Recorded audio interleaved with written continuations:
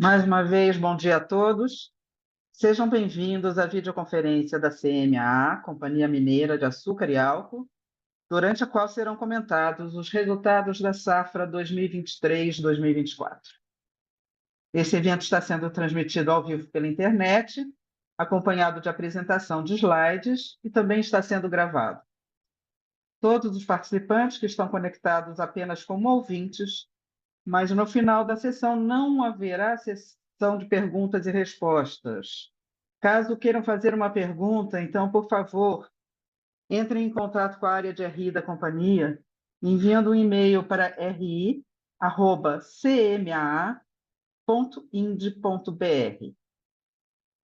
Antes de prosseguir, eu gostaria de esclarecer que eventuais declarações que possam ser feitas durante esta apresentação, relativas às perspectivas dos negócios da companhia, bem como projeções, metas operacionais e financeiras relativas ao seu potencial de crescimento, constituem-se em previsões baseadas nas expectativas da administração. Essas expectativas são altamente dependentes das condições do mercado, assim como do desempenho econômico geral do país e dos mercados internacionais, e, portanto, estão sujeitas a mudanças.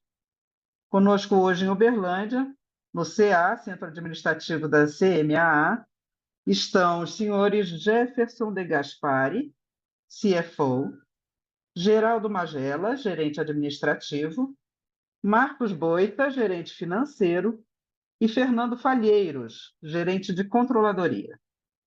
Para dar início à apresentação, eu passo agora para o Jefferson. Por favor, Jefferson. Bom dia a todos. Agradeço aí a presença de cada um de vocês. Para nós é um prazer estarmos aqui mais uma vez apresentando os números da CMA, Companhia Mineira de Açúcar e Álcool.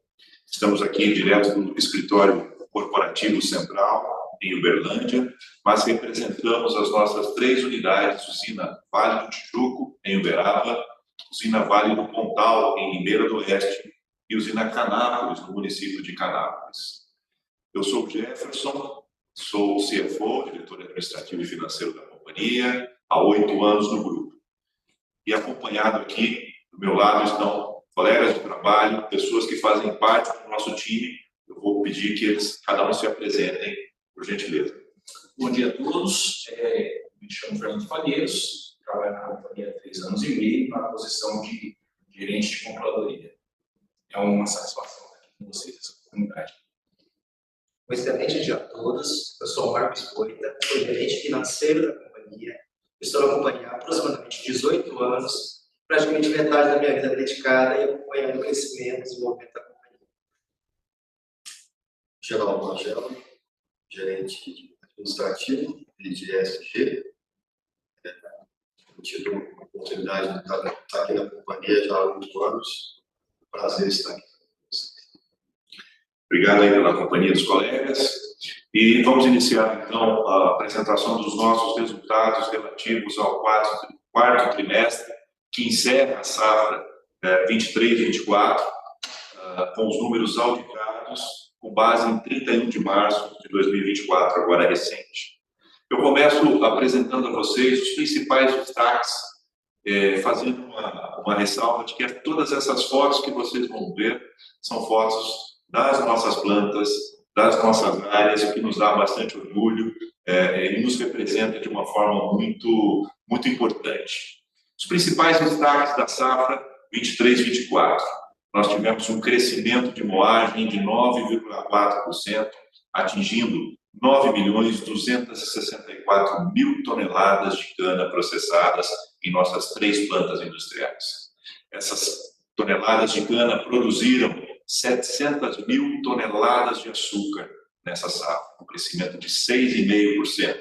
E também produziram 347.000 metros cúbicos de etanol, anidro e hidratado somados, um crescimento de 12,2%.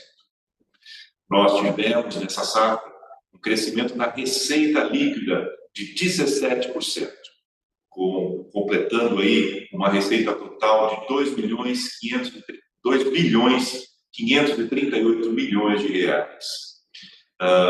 Nosso resultado operacional, conhecido como EBIT, trouxe aí 459 milhões de lucro positivo de resultado operacional. Isso um crescimento de 16%, representa uma margem de 18% em relação ao faturamento. E um EBITDA crescendo 8,7% em relação ao ano anterior, somando aí, totalizando quase 1 bilhão e 200 milhões de reais. A CNA, para quem acompanha a nossa história, a nossa trajetória, acompanha as apresentações anteriores, conhece, mas para quem está chegando agora é importante dizer, a CNA tem uma história de crescimento contínuo. Nós ainda não tivemos nenhuma safra que tenha sido inferior à anterior, apesar de todas as intempéries, todos os desafios que eventualmente surgem, sejam eles climáticos, sejam eles mercadológicos, sejam eles operacionais ou não.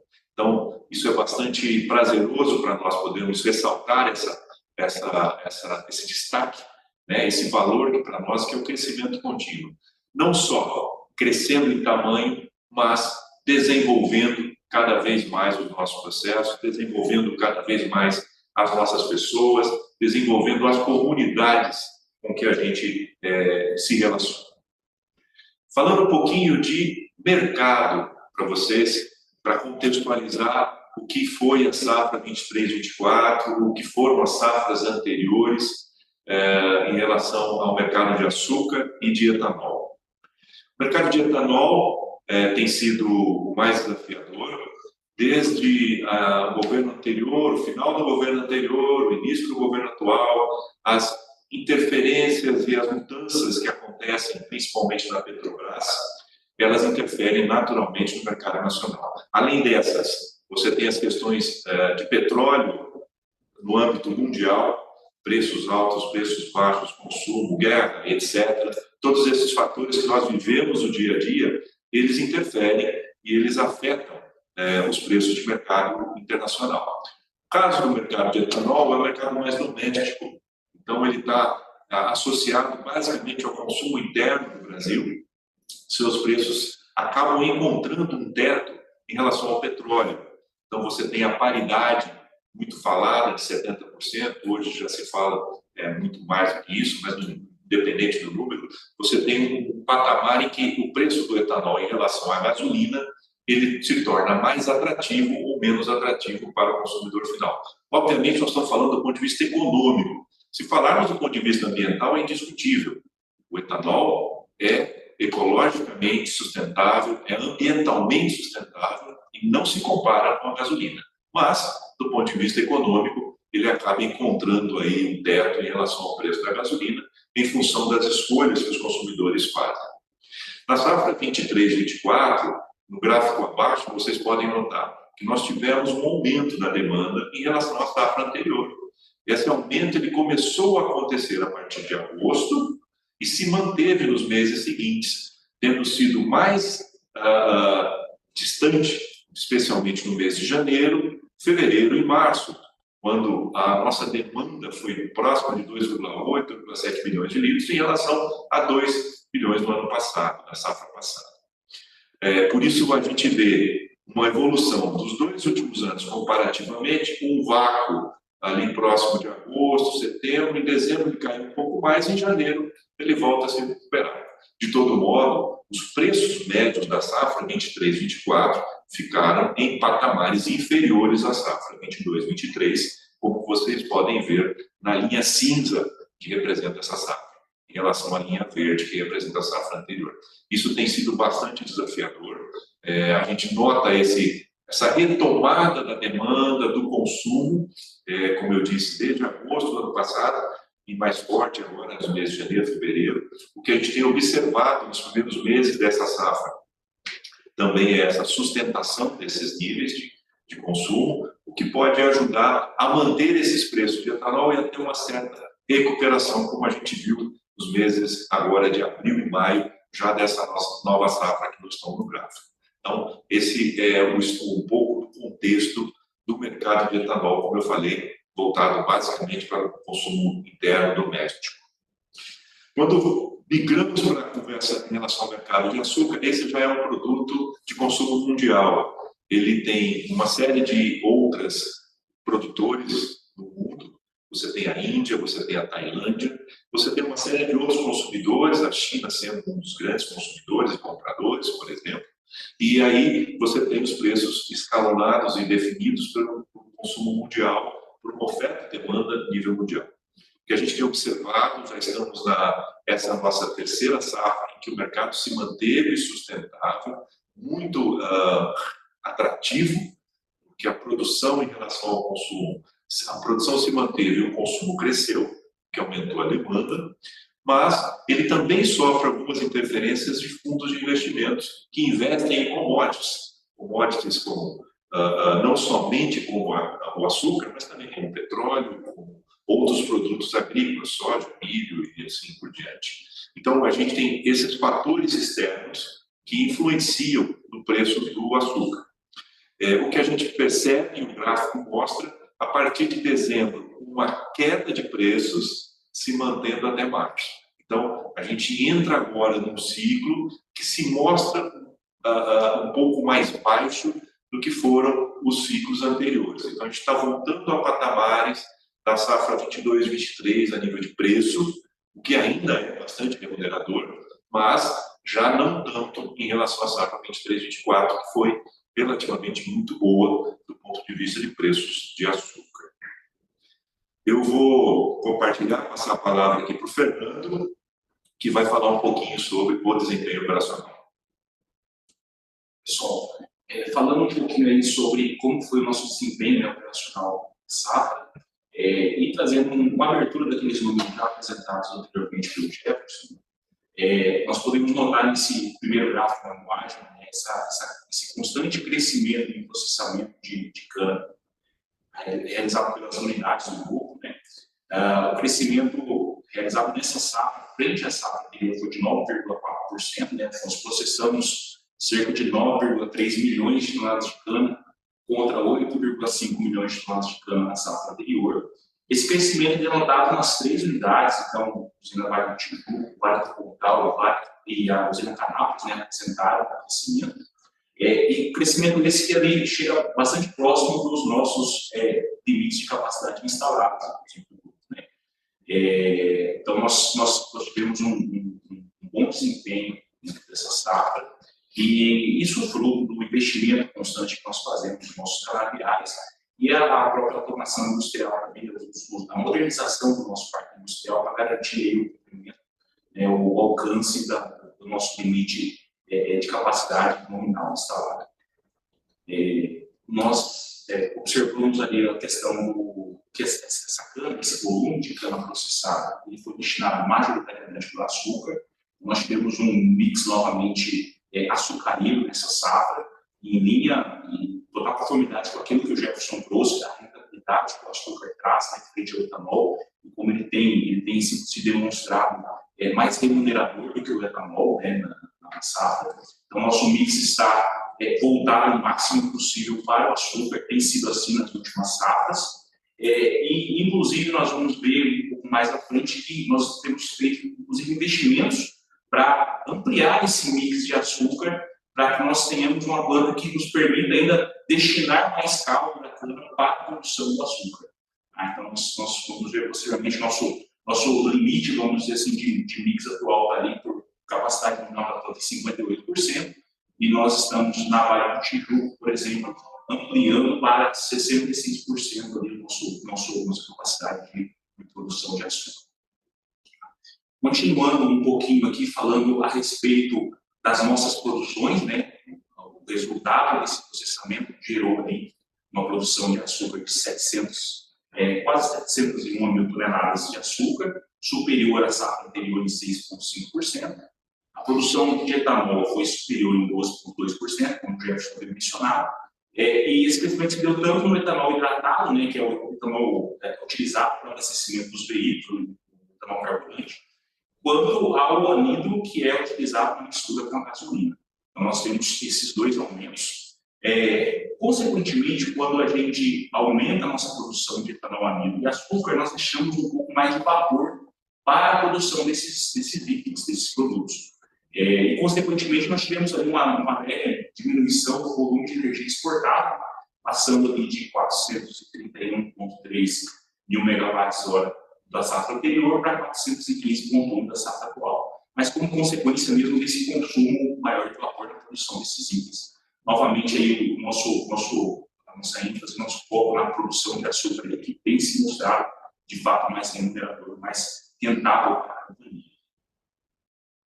Falando um pouco agora da qualidade da cana, né, os fatores que a gente associa mais à qualidade e produtividade, nós temos aí o nosso indicador de ATR, bastante conhecido no setor, inclusive, açúcares totais recuperáveis, basicamente a quantidade de açúcar que eu tenho por tonelada de cana. Quanto de açúcar eu trago por tonelada de cana que eu vou converter em açúcar efetivamente com etanol. Nós tivemos ali um indicador bastante parecido com o que nós apresentamos na safra passada, uma redução ali de 0,1% do que nós apresentamos na safra anterior. E isso deve-se basicamente por conta dos fatores climáticos da safra. Fatores climáticos esses que contribuem já para a questão da produtividade, né, que é nosso índice de toneladas de cana por hectare por dia. Se você olhar no gráfico ao lado, nós vamos ver que a nossa produtividade aumentou no grupo CNA de 79,1 toneladas de cana por hectare na safra 22-23 para 83,7 toneladas de cana por hectare na safra 23-24, um aumento de 5,8%, mais voltado aí nas unidades do Vale do Tijuco e na unidade do Vale do Pontal. E isso é reflexo não só de fatores climáticos, mas com certeza dos investimentos que a gente tem feito nos nossos canaviais e no manejo desses canaviais. Fernando, fala um pouquinho o que nós temos feito para melhorar ali o ATR da unidade Vale do Tijuco, Vale do Pontal, que ainda está um pouquinho atrás, apesar da produtividade dela ser muito boa.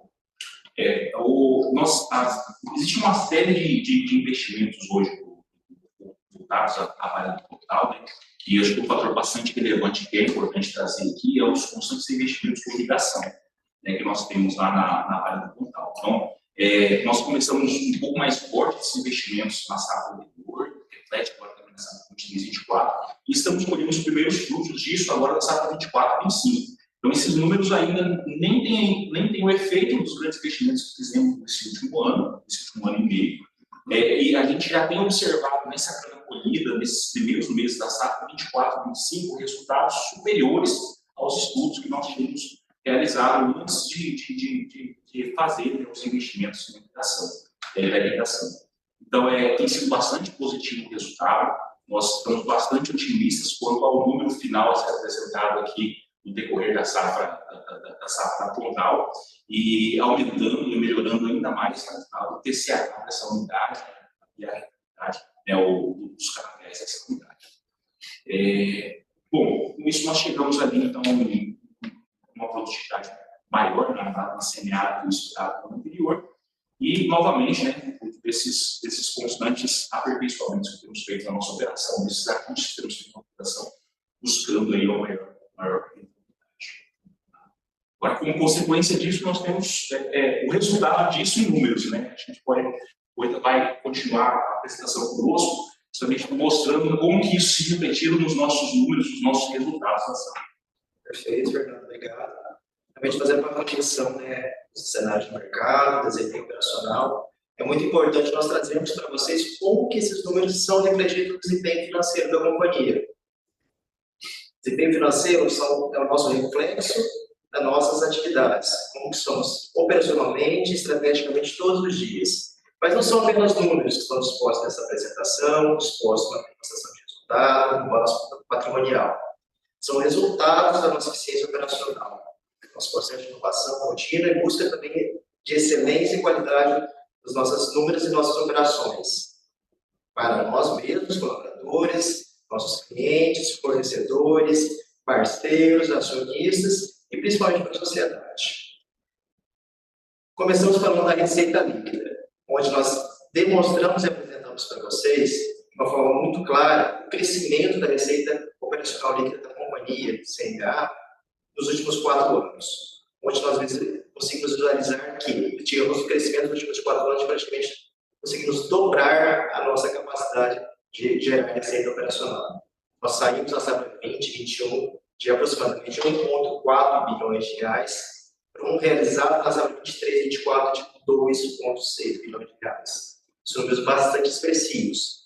Estamos trazendo para vocês um índice bastante importante para o nosso setor, onde nós conseguimos fazer a medição do crescimento, é o CAGR, que é a taxa anual composta de crescimento. É uma métrica financeira que é utilizada para visualizar o desempenho de uma empresa ao longo do tempo, onde a gente consegue comparar de uma forma consistente e comparável como que está sendo eficiente o crescimento de uma companhia.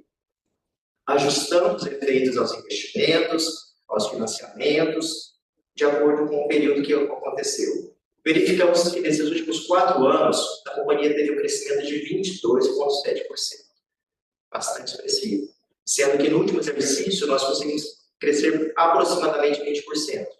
Mas esse crescimento, como o Jefferson comentou, não é somente nos últimos 4 anos, é desde a constituição da companhia. Marcos, que eu acho muito legal, e esse gráfico deixa muito evidente isso, que em 3 anos, 4 anos, nós dobramos o tamanho.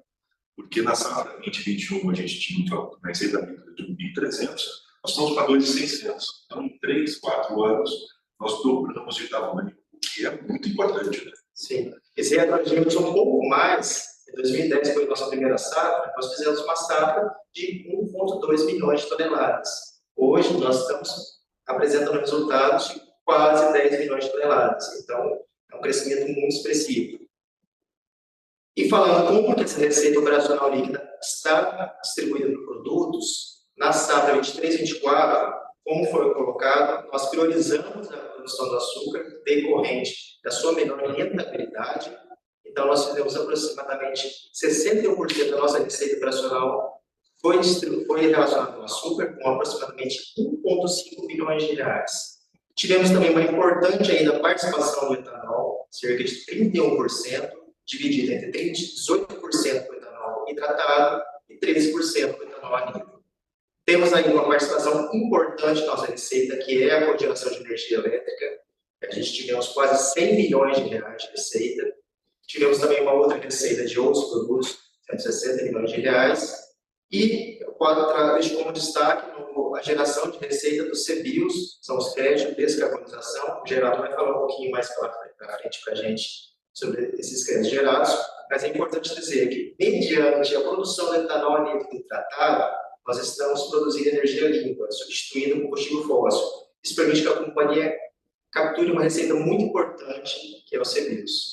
O Fernando e o Marco, né, o que eu achei interessante, nós tivemos 60 milhões de outras receitas.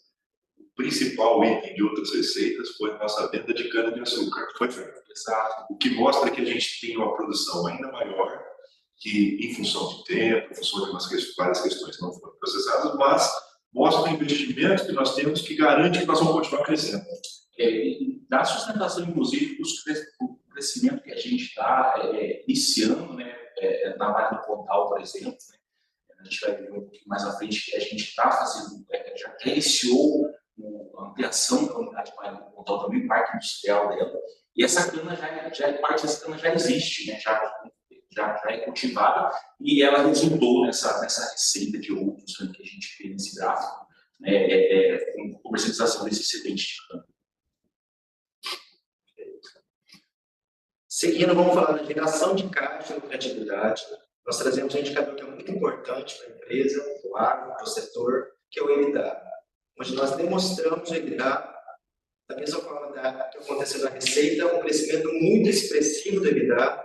Verificamos que nos últimos 4 anos praticamente dobramos o EBITDA gerado, saindo de patamares de 625 milhões para quase 1,2 bilhões de reais na safra realizada em 23-24. Um crescimento, comparado com o mesmo período da safra anterior, de 8,7%.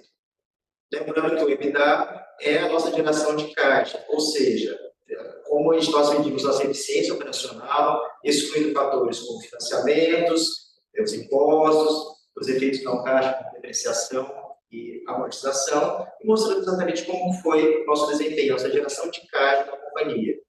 O EBITDA é um número que vai suportar tanto os investimentos da companhia, quanto o pagamento de suas dívidas, dos seus empréstimos e o resultado líquido, né? É um número que sustenta todo o crescimento e manutenção da longevidade da companhia nos próximos anos. Perfeito. A margem EBITDA, quando nós analisamos, vimos que ela está muito em linha com os períodos anteriores. Margem EBITDA é a relação do EBITDA gerado contra a receita líquida. Então, praticamente, para cada R$1 de receita líquida gerada, a gente está gerando R$1 de EBITDA. Estamos gerando caixa, estamos gerando valor para a empresa. Cada R$1 de receita, 47 Isso, 47% de EBITDA. Perfeito. Na sequência, verificamos o lucro líquido, né? Comparando com o período anterior, nessa 22/23, o lucro líquido gerado, verificamos que tínhamos um crescimento também bastante expressivo, aproximadamente R$30 milhões, sendo também aproximadamente 32% de crescimento.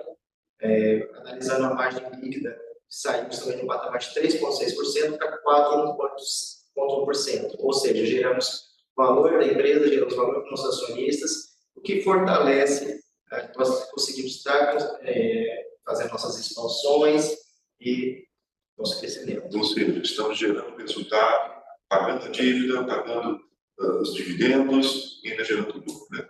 Perfeito. E ainda trazendo um ponto bastante relevante, que esse crescimento se dá apesar do cenário de etanol, que o Jefferson comentou um pouco antes, cenário de preços menores para essa 23/24. Mesmo assim, o nosso resultado foi superior para essa 22/23. E voltando a falar do investimento, vamos falar do CAPEX realizado, pedir novamente para o Fernando para contribuir conosco. Nós tivemos, nessa safra, 23/24, um aumento de cerca de quase 50 milhões nos investimentos que nós realizamos. Né? O CAPEX é justamente necessário para que nós consigamos manter a nossa operação, né? E a gente sabe, nesse setor energético, esses investimentos eles precisam ser constantes, né? Para garantir, principalmente, a manutenção dos nossos canaviais. Nosso negócio ele começa no campo, né? Ele é majoritariamente agrícola. Então, dos 630 milhões de investimentos dessa safra, nós temos ali 253 milhões oriundos dos investimentos nos nossos canaviais, na parte de plantio, de expansão, renovação. Nós tivemos também um aumento nas linhas ali de equipamentos industriais e na linha de construções, que é fruto um pouquinho que eu antecipei ali antes, que eram os inícios dos investimentos que nós estamos tendo para ampliação da Vale do Pontal.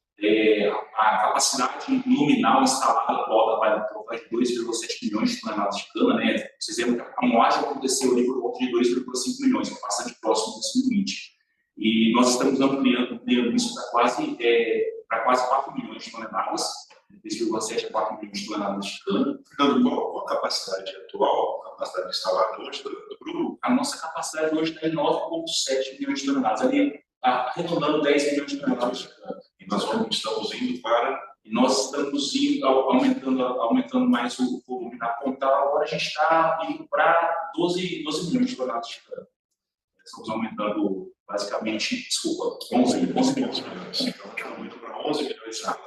Nesse momento, mantendo aí o crescimento da companhia. Né? E, assim, esses são o investimento na Vale do Pontal, é um investimento que começou na safra 23/24, nós começamos pela caldeira, ali, uma parcela da caldeira. Os investimentos massivos vão acontecer agora na safra 24/25. E nós já iniciamos também, devemos iniciar na safra 24/25, o início da ampliação da nossa unidade da usina Canápolis. Além disso, né, acho que é relevante para a safra 23/24, o investimento que eu tinha comentado anteriormente da expansão da fábrica de açúcar, um investimento bastante relevante para que nós possamos ter um mix de produção que permita um volume maior de produção de açúcar dentro daquele volume de 5 milhões de toneladas que a gente processa hoje. Mas não vamos contar muito da próxima safra, então vamos deixar o pessoal curioso. Fala um pouquinho daquele plantio de expansão ali, bacana. Nós estamos, nós continuamos, né, expandindo áreas de plantio, né, das nossas unidades, e esse plantio de expansão ele acontece principalmente nas unidades que nós estamos trabalhando em ampliação, que seria a Vale do Pontal e a Canápolis. Então, a ideia é entrar justamente nessas áreas que anteriormente não eram áreas de cultivo de cana, garantindo ali o fornecimento da matéria-prima para as nossas unidades. Muito bom, isso mostra realmente aí a confiança da companhia, né, na sua trajetória, na sua continuidade de crescimento, que ela já está investindo em canavial, já está investindo em indústria, ou seja, os resultados futuros tendem a ser maiores e melhores. Isso é fruto de todo um planejamento, né, Jefferson, integrado, inclusive, porque às vezes a gente tem a ideia de que um crescimento ele tem que estar na planta industrial, sendo que no nosso negócio eu preciso ter a cana plantada 1 ano e meio antes de eu ter a capacidade de processá-la mesmo. Então, o ciclo da cana aí, ela está apta para a colheita por volta de 18 meses após o plantio, e por isso é necessário que esses investimentos eles vão acontecendo de acordo com o nosso planejamento estratégico, gradualmente, para que quando eu tenho a capacidade instalada já majorada, né, dos investimentos, eu tenha também a matéria-prima suficiente para utilizar o máximo dessa capacidade e não ter capacidade ociosa dessas coisas. Esses recursos para os investimentos, eles vêm, o Jefferson mencionou anteriormente com o Boito, do resultado geral e das nossas fontes de financiamento, aí, também dos nossos parceiros financeiros, que o Boito vai continuar a falar na sequência. Bom, Fernando, realmente para fazer frente a um CAPEX tão expressivo e intensivo que tem o grupo, mas também não só se preocupando com o CAPEX, mas também com... nós estamos falando da cultura da cana-de-açúcar, é uma cultura bastante extensa, de longo prazo, aproximadamente 5 anos ou até um pouco mais. Temos outros fatores também que temos que ter atenção, como a alta volatilidade dos preços de mercado, das nossas commodities. Temos também que estar muito atentos a cenários de financiamento em ambientes de crédito bastante oscilantes, como relacionados a cenários políticos, fiscais, econômicos. Então, a companhia tem que estar muito preparada para isso. E, dessa forma, nós temos uma atenção muito forte em cima do nosso endividamento, onde nós fazemos uma estratégia anual da companhia, onde buscamos estar sempre direcionando a maior parte do nosso financiamento no longo prazo.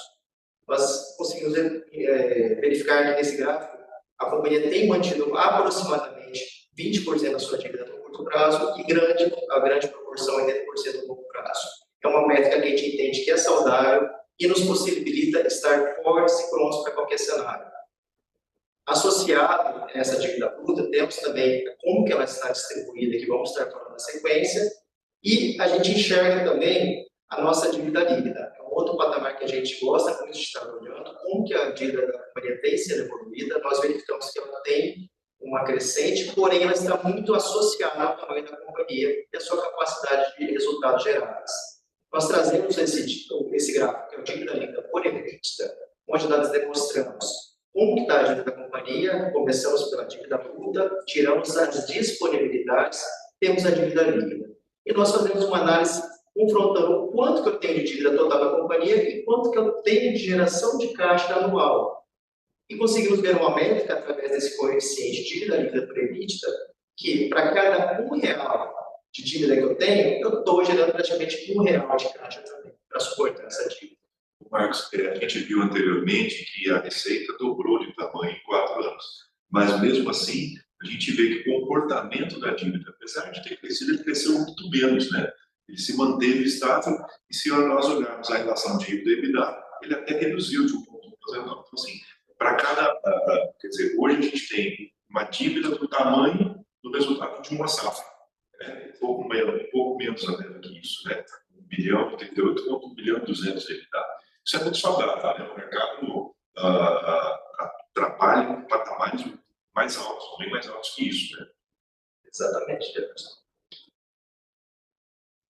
E nós também demonstramos como que essa dívida está alocada ao longo do prazo. Um destaque inicial, a nossa posição de caixa, fechamento base 31 de março de 2024, onde nós apresentamos um caixa muito robusto para fazer frente a todos esses desafios que nós temos. Nós tivemos aproximadamente 800 milhões de caixa, saldo de caixa de disponibilidades, contra um curto prazo de dívida de 380 milhões de reais. Ou seja, a gente teve mais de 2 vezes o caixa frente às nossas dívidas de curto prazo. Isso dá uma tranquilidade para a operação, para sustentar aí os investimentos muito fortes, né? Sim, muito também associado a esses ambientes que a gente colocou de risco de crédito, onde acontece no Brasil muitas oscilações políticas, fiscais, econômicas, e nós estamos preparados para esse cenário. Eu acho que você vai falar mais adiante da liquidez, né, que é um índice importante e tal, mas aqui a gente vê claramente, como você mencionou, em 31 de março, nós tínhamos um caixa mais de 2 vezes superior à dívida que vão vencer ainda, que iriam vencer nos próximos 12 meses. Muito bom resultado. E além, assim, de ter, no curto prazo, uma distribuição muito grande, muito bem definida entre caixa e dívidas, nos demais anos nós também temos nossa dívida muito bem distribuída. Isso é em razão de toda a nossa estratégia financeira que nós desempenhamos anualmente e temos também sempre qualificando através das nossas emissões de operações no mercado de capitais, através de nossas captações frente aos nossos parceiros comerciais, nossos bancos comerciais, e também de operações subsidiadas com repasses governamentais, como, por exemplo, o BNDES. Quando analisamos nossa dívida, verificamos que ela está muito bem distribuída a partir de 1 ano até 7 anos. Isso são as operações de CRA, mercado e operações bilaterais. Temos ainda operações que têm investimento acima de 7 anos, chegando até a 16, que são aquelas linhas de BNDES que nós fazemos para financiar as nossas aquisições de equipamentos que têm longa vida útil, onde nós tentamos associar esses financiamentos muito bem adequados com a vida útil do equipamento. Aqui cabe, inclusive, acho que é válido a gente agradecer aí a parceria, né? Principais bancos aí que suportaram e suportam o crescimento, bancos, mercado de capitais, as pessoas físicas que investem e compram os CRAs, os CRAs da CMA, através da usina Vale do Tijuco, Vale do Capital, Canápolis, que são as emissões que a gente faz no mercado de capitais, e os bancos parceiros. Aqui é um agradecimento, porque essa parceria é importantíssima para suportar o crescimento. E a reciprocidade da CMA também é um valor que nós acreditamos importante. Mas, Marcos, me fale um pouquinho, por que parte da dívida está em CDI e parte está em IPCA? Perfeito, Jefferson. Aproximadamente 80% da nossa dívida está indexada ao CDI ou Selic, né? São dois índices que andam muito juntos, porque nós entendemos que a nossa moeda natural, o nosso indexador natural da companhia é o CDI e a Selic. Aproximadamente, nosso caixa está muito bem relacionado com a nossa dívida, onde nós acreditamos que existe um hedge natural, nossa remuneração do caixa está também indexada ao CDI. Então, sobre a dívida que está indexada ao IPCA, tem 2 questões. Parte dela está swapada também para o CDI, e parte dela a gente faz o hedge também natural aos nossos contratos de energia, que também são corrigidos pelo IPCA. Muito bom, isso é uma política de hedge, então, que a gente tem na companhia, que também dá essa mitigação de risco, né? Nós não temos indexadores em moedas estrangeiras, nós não temos risco de volatilidade cambial. Quer dizer, essas altas das últimas semanas estão tranquilas. Muito bom.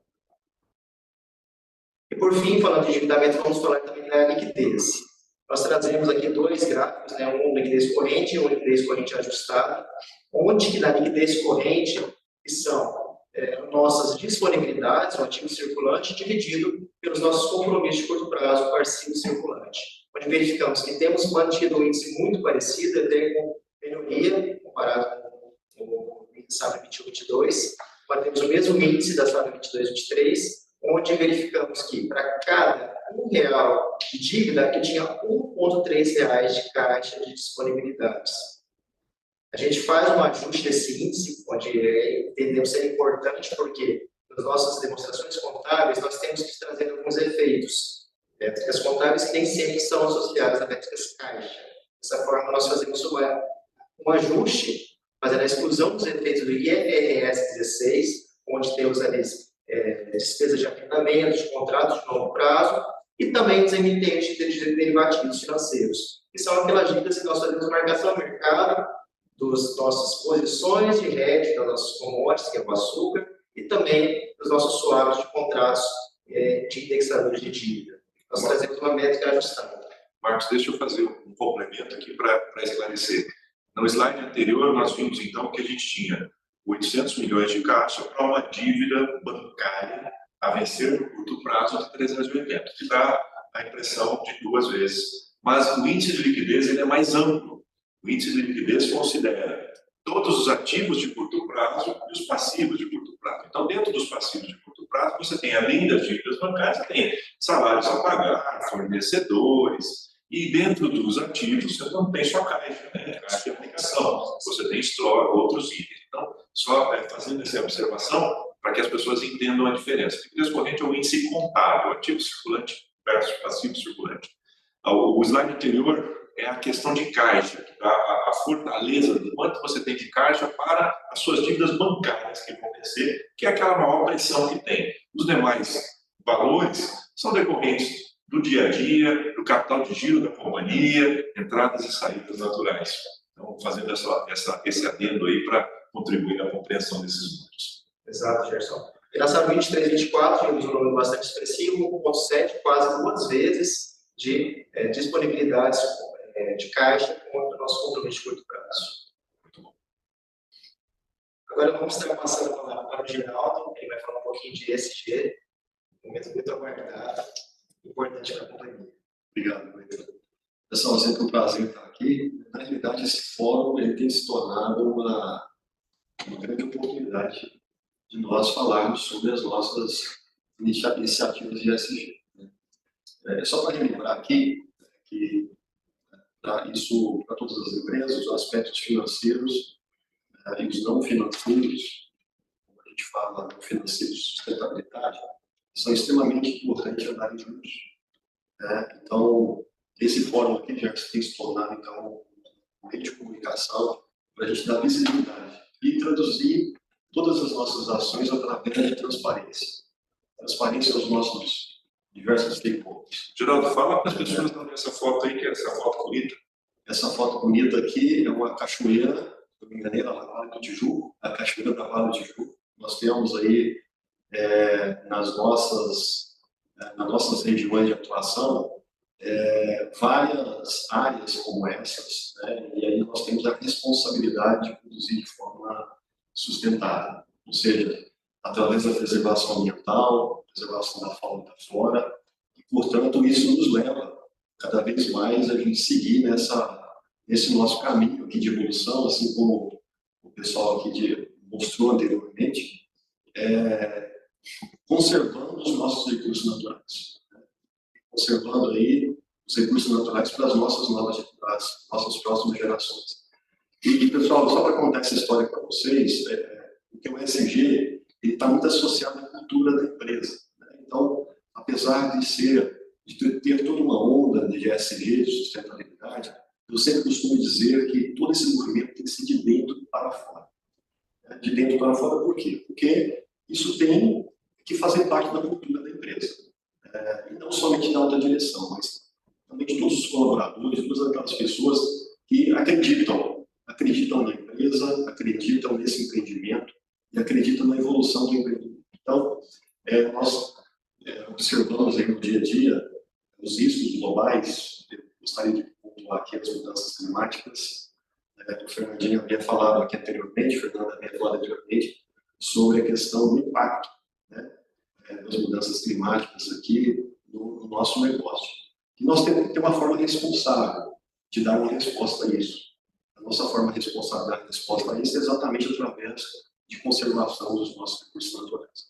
Então, eu vou passar aqui um pouquinho, vou compartilhar no último trimestre da safra 23/24, nós fizemos todas essas ações aqui. Essas ações estão dentro dos nossos compromissos da nossa política de sustentabilidade. É importante pontuar isso, porque todos os nossos trabalhos têm sido pautados pelos compromissos assumidos.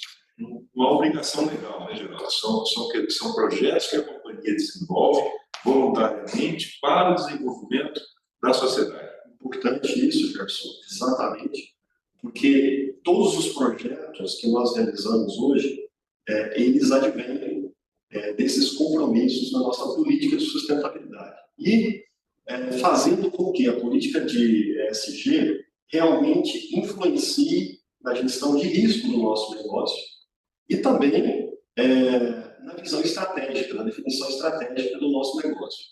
Então, por exemplo, esses projetos que eu estou trazendo aqui, da Escola Verde, das hortas comunitárias, os dois primeiros, nós tivemos aqui um impacto positivo, né, em mais de 2.000 pessoas, 2.000 famílias, né? É importante pontuar porque são comunidades que estão no nosso entorno. Eu sempre gosto de falar de nós entrarmos sempre globalmente e agir localmente. Isso é muito importante, porque nós priorizamos todos os projetos sociais com as comunidades que estão no nosso entorno, para a questão do desenvolvimento intelectual, social das crianças, adolescentes, e qualificar essas pessoas também para nós contratarmos no nosso negócio. Tá? Então, é fazendo com que realmente o desenvolvimento socioambiental aconteça efetivamente. Então, a Escola Verde, eu vou comentando só rapidamente, é um projeto que nós temos de produção de alimentos através de hortaliças nas escolas. E, claro, o impacto é nas crianças, é nos professores, é nas famílias. As hortas comunitárias, elas são feitas não necessariamente dentro das escolas. É um projeto feito também em instituições diversas, na produção também de alimentos. Tá? O Patrulheiro Mirim, que é um projeto que nós temos em parceria, é um projeto da Polícia Militar de Minas Gerais, um projeto muito bonito, onde ele consiste em dar uma assistência a crianças provenientes de família com vulnerabilidade social. E isso tem um reforço escolar, além do turno escolar, tem um reforço escolar através desse Patrulheiro Mirim. A gente participa aqui através de material escolar, enfim, a questão de dar um suporte material nesse projeto. Eu vou comentar aqui com vocês agora sobre, eu quis colocar nessa apresentação especificamente, alguns highlights da nossa safra passada.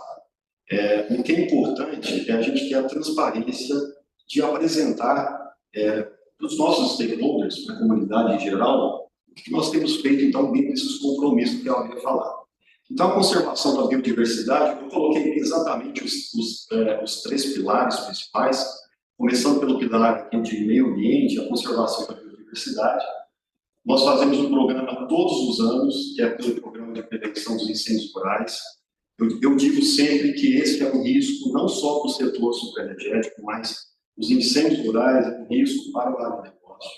Ele advém desse risco global das mudanças climáticas e nós temos que tratá-lo com muita seriedade. E ele tem um impacto, além de comprometer a fauna e flora, tem um impacto de colocar em risco a saúde e segurança das comunidades que estão no nosso entorno, dos colaboradores que estão também trabalhando nas nossas frentes. É por isso que a gente faz esse trabalho. Fazemos em parceria com o Corpo de Bombeiros, com a Polícia Militar de Meio Ambiente, através dos sindicatos rurais, então é um programa muito, muito bacana. A gestão hídrica aqui é só para falar que dentro do nosso conceito também, da nossa utilização de recursos naturais, nós temos uma forma responsável de tratar da gestão de resíduos e tratar da gestão hídrica. Importante salientar que o nosso negócio na CNA, nós temos 100% da economia circular. Quando eu falo aqui de gestão de resíduos, pessoal, nós não podemos misturar com subprodutos. Os subprodutos do nosso negócio, que é a vinhaça, que é o bagaço formado no processo produtivo, não são resíduos. Eles são subprodutos que são 100% utilizados durante todo o processo.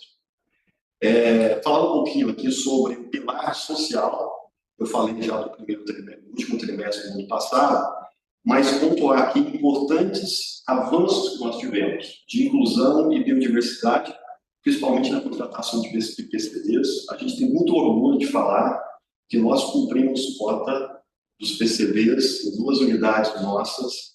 É algo que o setor tem dificuldade de cumprir, porque pela natureza das atividades.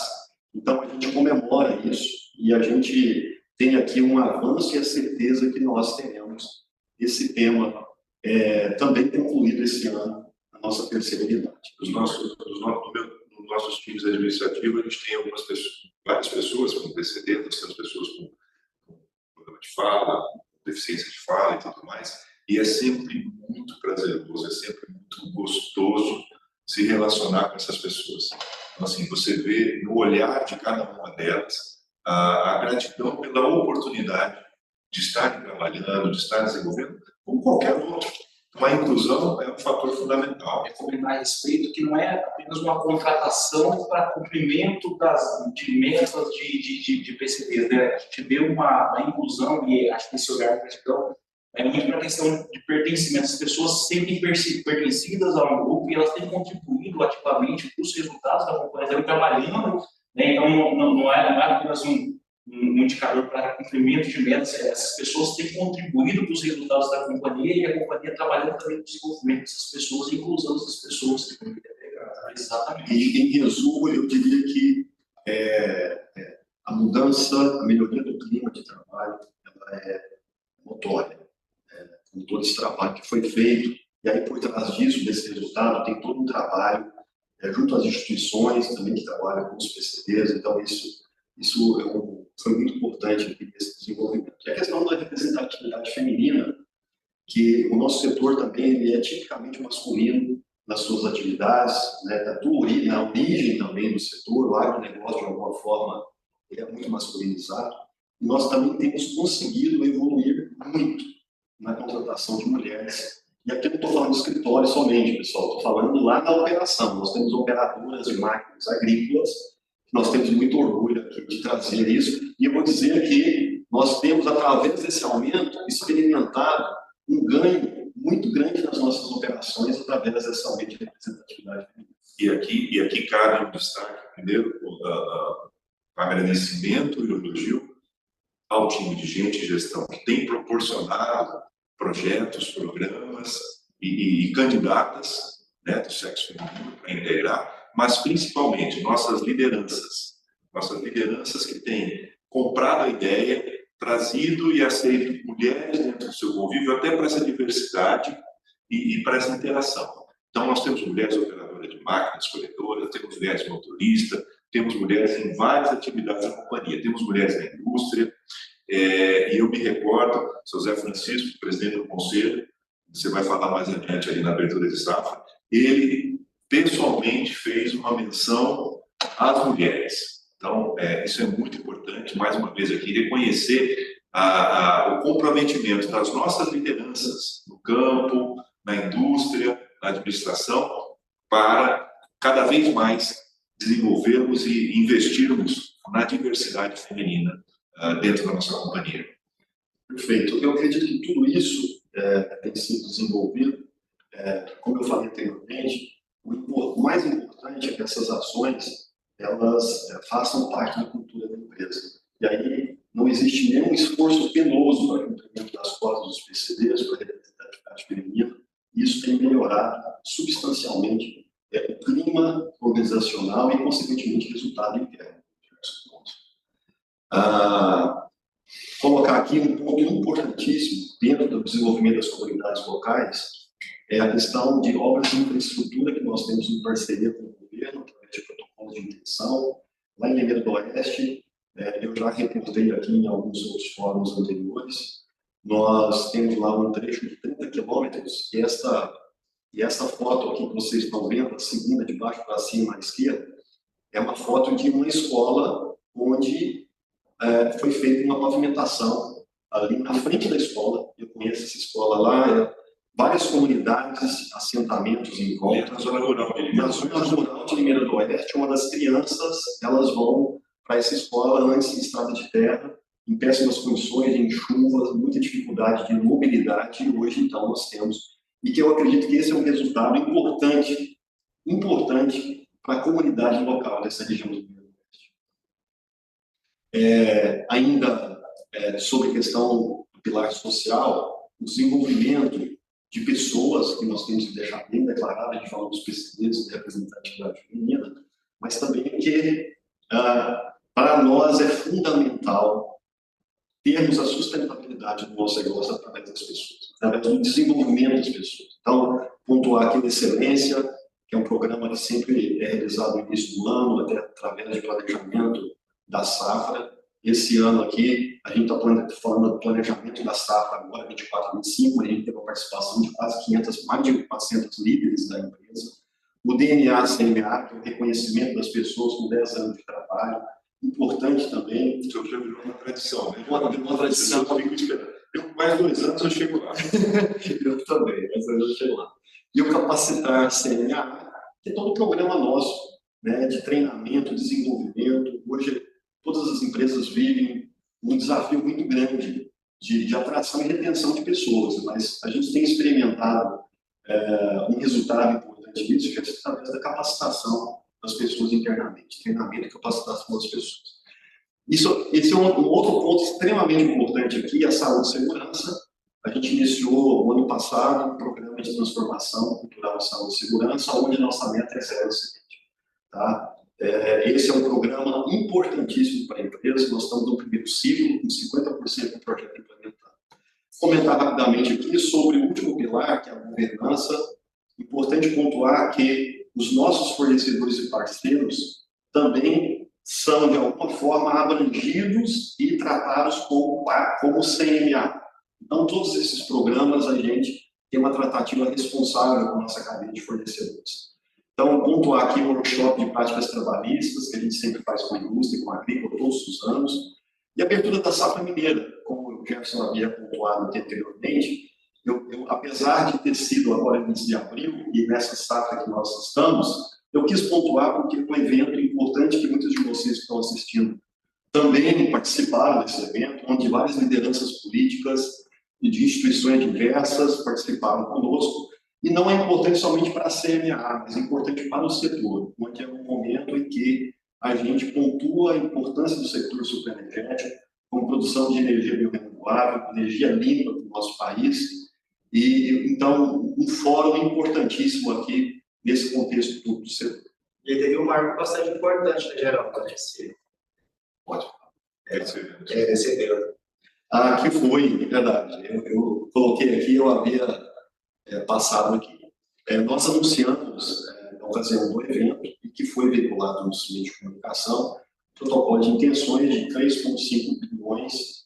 Na verdade, o Fernando aqui... Por isso que eu falei para você guardar e deixar para o final, deixar as pessoas aí curiosas. É isso. Então, nós anunciamos publicamente esses 3,5 bilhões, que faz parte desta evolução, esse plano de expansão da empresa, que isso nos orgulha muito. Né? Muito bem lembrado. Aqui, pessoal, eu trouxe, e gosto sempre de trazer os fóruns para mostrar as nossas certificações, acreditações. Primeiro, o RenovaBio, a gente teve na safra passada quase 400 mil unidades de créditos CBIOS comercializados, e se apresentou, vocês podem ver no gráfico aqui, um resultado de 45 milhões, uma evolução crescente desde o início do programa, desde a nossa primeira certificação. E eu gosto sempre de falar, isso aqui representa quase 400 mil toneladas de carbono que nós eliminamos, pela produção do nosso combustível limpo. Tá? O consumo que nós tivemos a recertificação no último ano, nas 3 unidades. Importante falar sobre a versão 5.1, que tem alguns requisitos muito mais exigentes, vamos colocar assim, muito mais rígidos.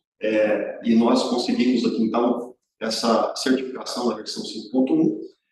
Também pontuar aqui que nós somos reconhecidos pelo Mastercana, um programa interno nosso, que é o Cinema e Teatro na Roça, um programa bonito, onde a gente leva teatro mesmo e cinema em parceria com a Polícia Militar de Meio Ambiente para as comunidades rurais que não têm a oportunidade de ter isso aqui na rotina deles.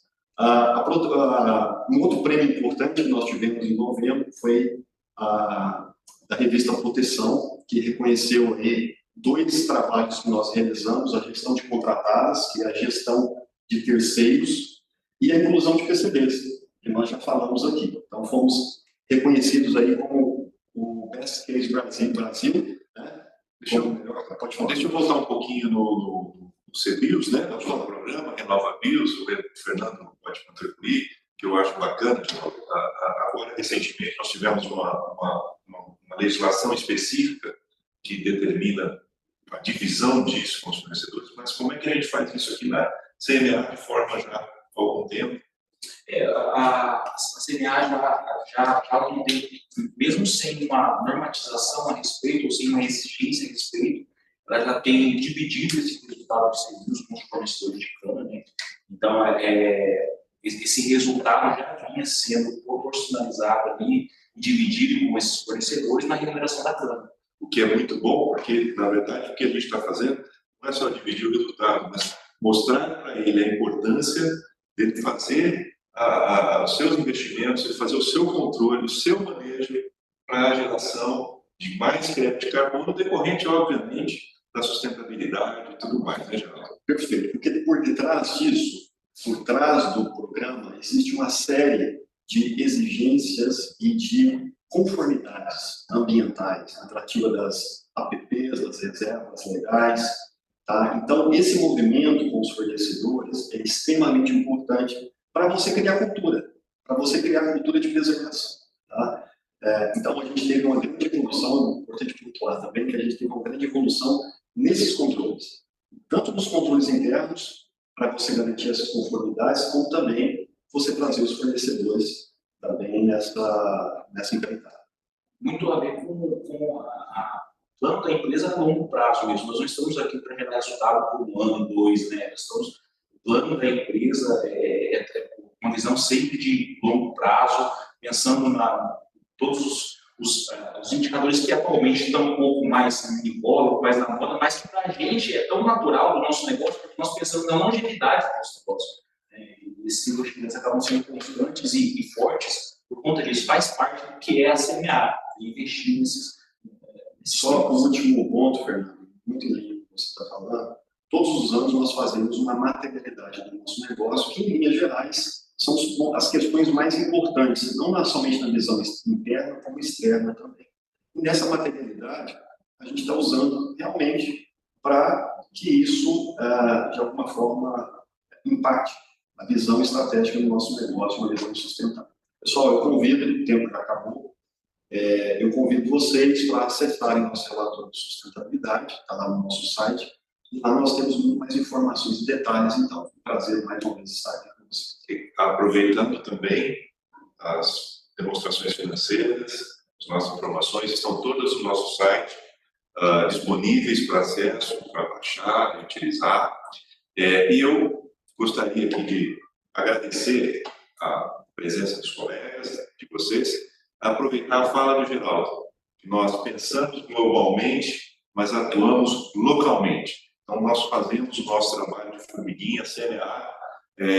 Quem não conhece a história do garotinho pela praia, que encontra uma conchinha e joga para o mar, e o pai pergunta, mas por que você fez isso? É só uma conchinha.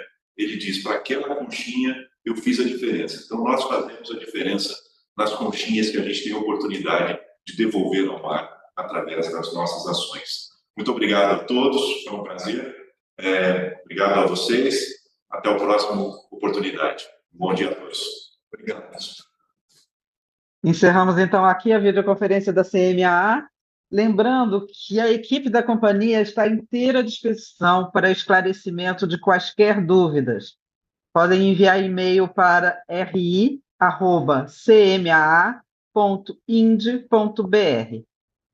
E agradecemos a participação de todos. Tenham um bom dia.